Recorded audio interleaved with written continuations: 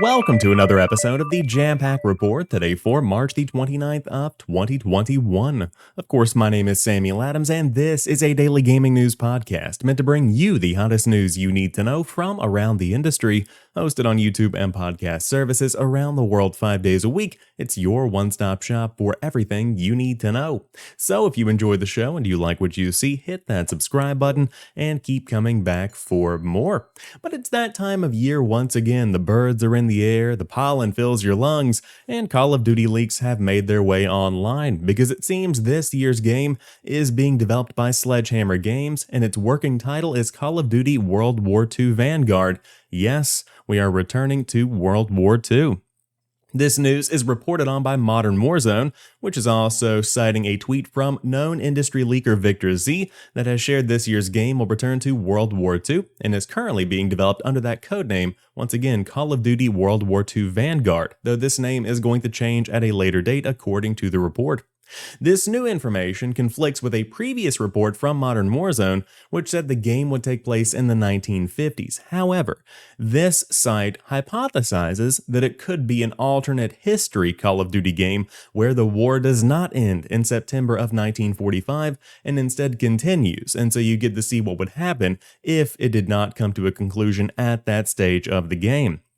However, Eurogamer contacted their sources and confirmed the game is going to take place in a World War II setting, though they claim the game is going to stick to a traditional World War II setting, not this alternate history kind of situation that you see Modern Warzone hypothesizing. And I want to make that very clear. There is no detail to back up Modern Warzone's claim that it could be an alternate history game, aside from connecting the dots with a previous report, which very well could be incorrect. On top of that, they also point out that the 1950s is actually the period of the Korean War, which is when many people thought that this year's Call of Duty would actually take place when that report came out. So, still very early in the game, but if you have multiple industry experts reporting that this game is going to be set in World War II, it's a pretty safe bet to say that it's going to be set in World War II.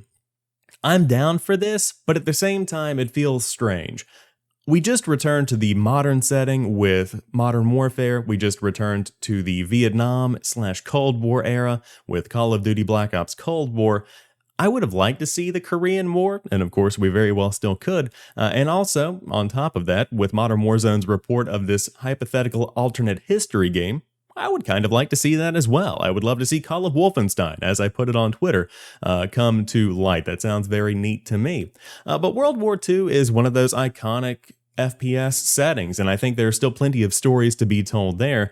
And of course, 2017's Call of Duty World War II was very solid. It had a fantastic campaign and some of the best storytelling in the franchise, in my opinion. Now, the big question here for many people is, when will we see the full reveal? Keep in mind, last year's Call of Duty is only about 5 months old at this point, so it still has plenty of life left in it. But will they go with the traditional reveal route or the new reveal route that we saw last year? Traditionally, you see the game teased throughout the month of May, and then when June rolls around and E3 season kicks up, that's when Call of Duty really hits its stride and it becomes one of the biggest announcements from the show itself. But last year was a very different year. There was no E3. Instead, we had this Summer Games Fest, and we did not see the full reveal of Call of Duty Black Ops Cold War until the latter part of August. That was something that no one had ever seen before, and that turnaround was very tight. But of course, Black Ops Cold War did sell very, very well, continued to be a record breaker for Activision. And so, we will see which route they go. It seems that tight turnaround, where the reveal and the release are very close together, is not necessarily a bad move, but will they go the traditional route, where you have this entire summer building up to the release of the new game in the fall? We shall see. Exciting times, though, because that is when you know spring is certainly on the way, whenever you start seeing leaks around Call of Duty. If you missed it on Friday, Twitch held an ID at Xbox showcase that gave us a look at some of the biggest indies coming to the Xbox and PC platforms in the months ahead. Jessica Roddle, ID at Xbox Events Manager, writes, "Wow, what a show. We had our very first /twitchgaming and ID at Xbox showcase that spotlighted over 60 games coming to Xbox, including over 20 of your favorite indie games that will launch day one with Xbox Game Pass. The show was also filled with developer interviews, awesome new announcements, as well as new trailers and gameplay. Our very own Senior Director of ID at Xbox, Chris Carla, also shared that independent developers have earned over $2 billion since the program's inception and the release of over 2,000 titles with ID at Xbox. In case you missed it, you can watch the full event here. Highly recommend that you do if you are into learning more about these indies. Now, I'm not going to go through each individual game because there are plenty here, but the standouts here, of course, are your first look at Among Us, which is going to be essentially the same exact experience. The question with Among Us, though, will it come to Game Pass? That was not announced during the show, and that is something that in my mind needs to happen for that game to continue its momentum. That seems like a no-brainer for me, but that's also a big enough news story to save for later in the summer when you're generating some hype around that big release. But on top of that, 12 Minutes from Annapurna Interactive also looks phenomenal, one of my most anticipated games of the year. And then you have the entire list of over 60 games coming to Xbox. One that stood out to me, Exo Mecha. We've seen that before during one of the big tech showcases.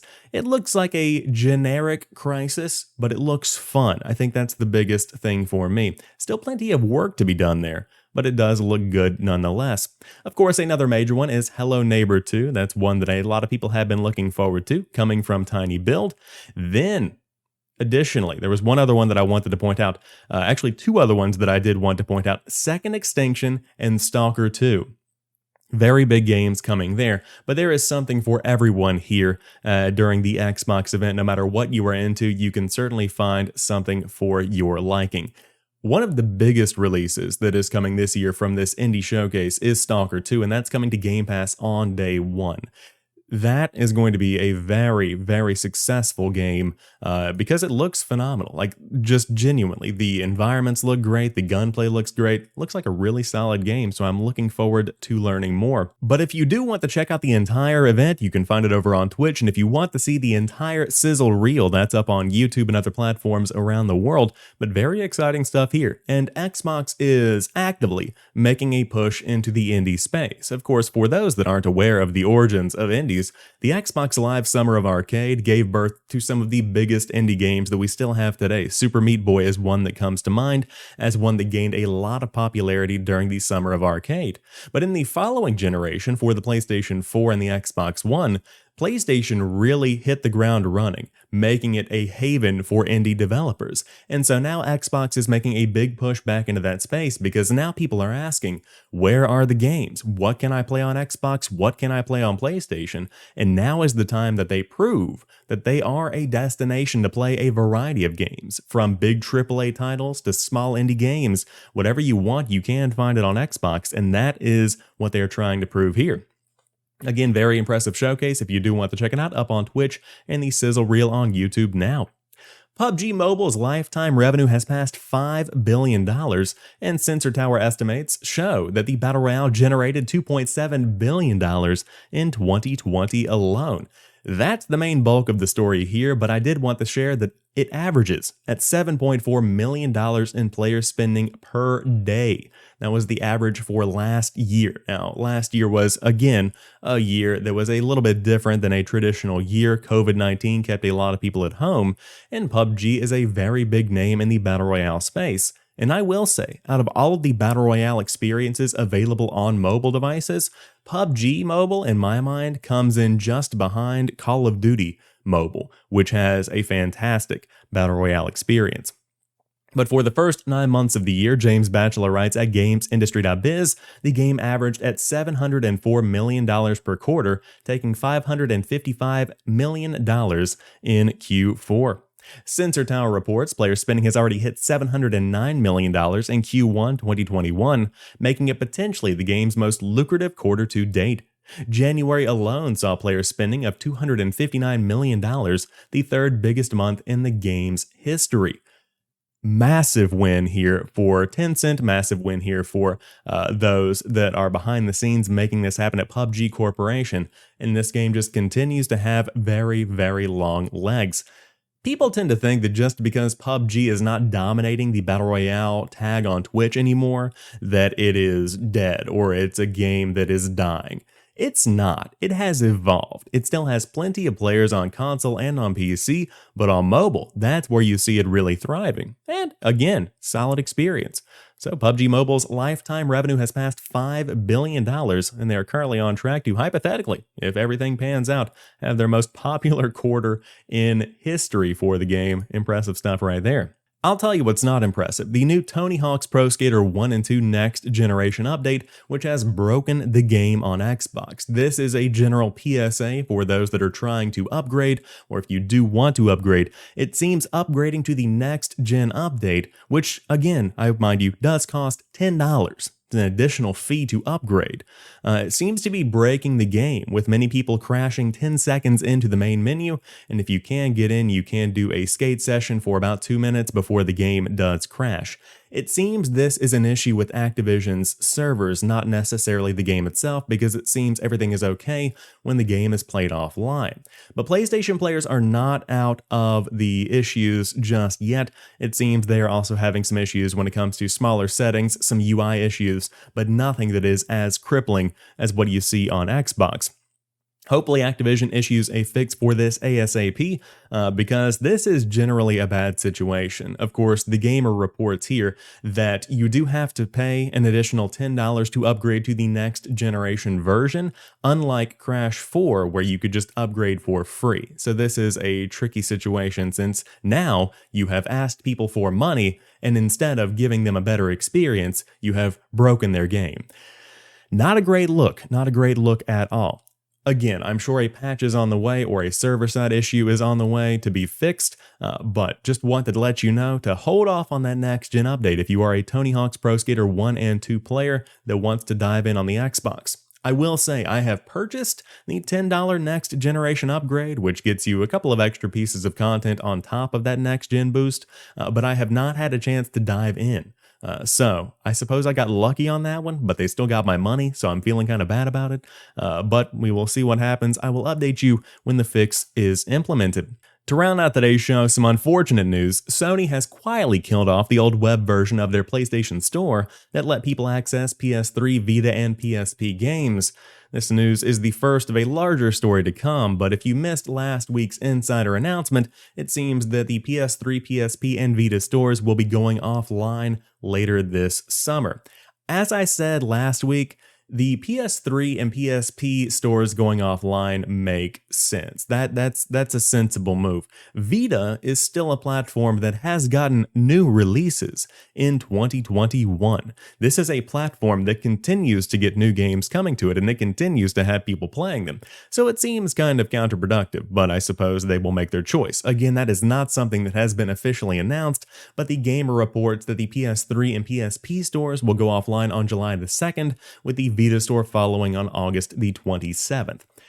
Again, I will confirm when that is official, but if you do want to check out the games, I would highly recommend you download them sometime between now and the time that those stores close. As is tradition, you'll still be able to access them if everything works out properly. Whether you have access to the actual store or not, you can still download your games. But the end of the web version seems to mark that is going to be confirmed in just a matter of weeks at this point, because the Gamer originally said Sony was preparing a statement for the end of the month, so I wouldn't be surprised to see some kind of official announcement coming even today or in the next couple of days in regards to the PlayStation Store shutting down on those legacy platforms, which would leave only the PS4 and PS5 stores. Sucks to see that this is continuing to be a trend, but I suppose that companies do have to move on at some point. A lot of conversation has been had around the responsibility that Sony and other providers have to keep legacy games going, and it's something that's really difficult because we're getting to a point in the gaming industry that we've never really gotten to before. For the NES and the SNES and all those older consoles, PS1, even PS2, the online functionality of those pieces of hardware was not nearly as significant as what you saw with the PlayStation 3, even the PSP or the Vita. And so now we're getting to a point where if these games are taken offline, there's a solid possibility they could just disappear forever, or even for some games like Massive Action Game or Warhawk, where once those servers are down, the game is essentially gone. there's really no reason to even own it anymore. And so that's something that we should all consider is how do we preserve these games beyond YouTube videos and beyond the reports that have been done on them in the past. We have to keep these things alive in some kind of way, shape, or form. And so whose responsibility is that? It seems to be the common understanding that that's probably the person who provided the game. So that's a conversation for a later date, maybe a bigger podcast at some point in the future, but it looks like Sony is quietly killing off the old web version of the PlayStation Store. But that rounds out today's episode of the Jampack Report. If you enjoyed today's show, drop me a like down below and let me know what stories caught your eye to start off the week, and let me know how you feel about Call of Duty returning to World War II for 2021. Would love to hear what you have to say. But until tomorrow, you guys have a fantastic start of your week. I'll talk to you soon, and peace.